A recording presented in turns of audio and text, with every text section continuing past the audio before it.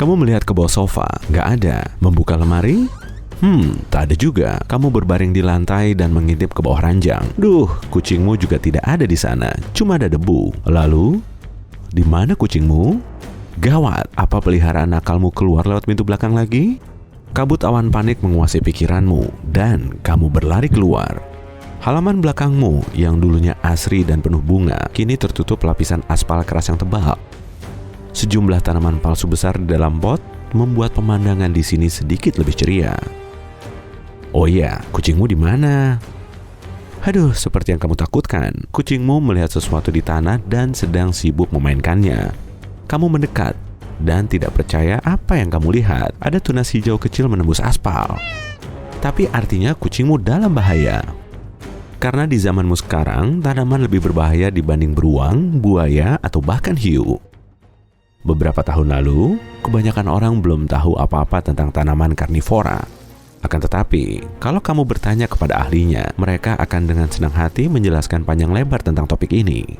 Tanaman pemakan daging biasanya melahap makhluk kecil, seperti serangga, katak, dan sesekali tikus atau celurut. Tapi baru-baru ini, semua berubah. Tapi biar kujelaskan lebih detail. Dahulu, ketika hari-hari masih indah, hanya ada sekitar 700 jenis tanaman karnivora di dunia. Mereka tumbuh di mana-mana, kecuali Antartika, karena yang suka Antartika cuma penguin. Sebelum bencana ini terjadi, orang-orang terus menemukan spesies tanaman pemakan daging baru. Beberapa di antaranya sedang dalam proses menjadi karnivora, daunnya dilapisi lilin. Kalau ada serangga hinggap di sana, dia akan langsung masuk ke kendi berisi air. Beberapa tanaman karnivora memikat serangga bukan cuma untuk dimakan. Makhluk terbang ini dibutuhkan untuk menyebarkan serbuk sari. Itu sebabnya tanaman pemakan daging masih terus memiliki bunga berwarna cerah. Bunga-bunga ini mekar tinggi di atas dedaunannya yang berbahaya. Sebisa mungkin sangat jauh dari perangkap yang dimilikinya. Dengan begini, pembawa serbuk tidak termakan sebelum membantu mereka berkembang biak. Tanaman normal yang baik mendapatkan makanannya dengan berjemur di bawah sinar matahari. Tapi ini belum cukup. Tanaman juga butuh nutrisi yang mereka serap menggunakan akar. Tapi tanaman karnivora hidup di area dengan tanah yang miskin unsur hara. Itulah sebabnya mereka menangkap mangsa yang berterbangan. Pola makan tinggi protein seperti ini membantu mereka bertahan hidup dan tumbuh lebih cepat. Beberapa tanaman pemakan daging bahkan tidak punya enzim pencernaan khusus. Dahulu, mereka menggunakan jasa bakteri baik, dan selagi bakteri mengolah mangsanya, tanamannya berkonsentrasi untuk memperkuat perangkapnya. Saat itu, kita belum tahu bahwa tak lama, kehidupan akan berubah total 180 derajat, hingga kita butuh semua informasi yang ada tentang kekayaan flora di bumi. Karena saat percobaan ilmiah menjadi tak terkendali, semua tanaman di bumi, ya benar, semuanya berubah menjadi karnivora. Kejadian ini bahkan disebut bencana karnivora besar. Perlahan tapi pasti, rumput, pepohonan, dan semak belukar mulai berubah bentuk. Tidak semuanya, tapi beberapa di antaranya tumbuh membesar. Selain itu, setiap spesies tanaman punya caranya sendiri untuk menangkap mangsa. Kamu dengan perlahan mendekati kucingmu yang masih asyik memainkan tunas pohon yang sepertinya tidak berbahaya. Meski kamu tahu tanaman itu masih lemah dan tidak mungkin membahayakan peliharaanmu, apa yang kamu lihat membuatmu bergidik. Kamu harus mencari tahu jenis tanaman apa itu. Tanaman hijau pemakan daging menggunakan beragam metode untuk menangkap mangsa. Ada yang berbentuk lubang dan jebakan jepit, lendir lengket, jebakan kertas lalat, dan masih banyak lagi. Namun, semuanya berupa modifikasi daun. Tanaman yang sedang kamu lihat ini menggunakan tentakel lengket untuk menangkap makanannya. Jika tentakel ini tipe yang tidak bergerak, sinar matahari akan menyinarinya sehingga memikat serangga. Tapi tanaman ini adalah pemilik tentakel bergerak. Dan sekarang, kamu melihatnya membungkus ekor kucingmu. Kamu sudah mengenakan sarung tangan yang selalu kamu simpan di saku belakang. Masa-masa suram membutuhkan usaha ekstra. Lalu, dengan lembut dan hati-hati, kamu membuka tentakel yang ternyata sangat kuat itu. Tanaman ini sepertinya tidak beracun, tapi tetap saja. Kamu lega tanaman ini bukan perangkap jepit, yaitu tanaman yang mirip perangkap lalat Venus. Daunnya terbagi dua. Di ujungnya ada duri-duri yang menyegel. Begitu serangga atau kalau di masa sekarang ini hewan berjalan di antaranya, dedaunan bergerigi ini langsung menutup. Seluruh proses ini butuh tak lebih dari 1 detik. Ini adalah jenis tanaman karnivora paling berbahaya.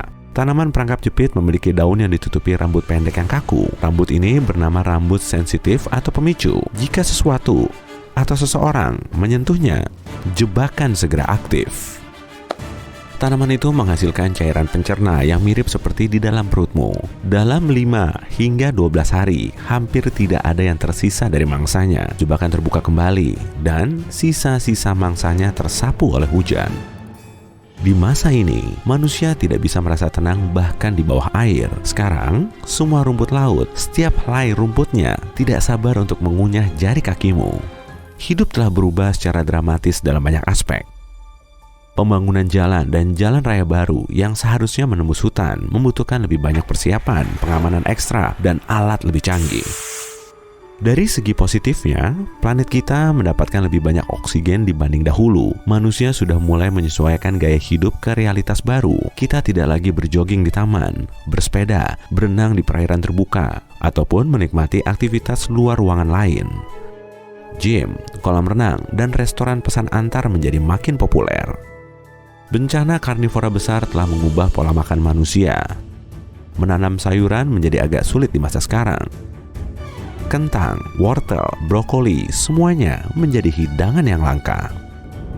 Orang-orang lebih mengandalkan kendaraan dan tidak berjalan lagi, sebab entah pohon atau semak mana yang mungkin melahapmu karena kamu terlihat lumayan enak untuk dijadikan makan siang. Oleh karena itu, industri mobil terus meningkat.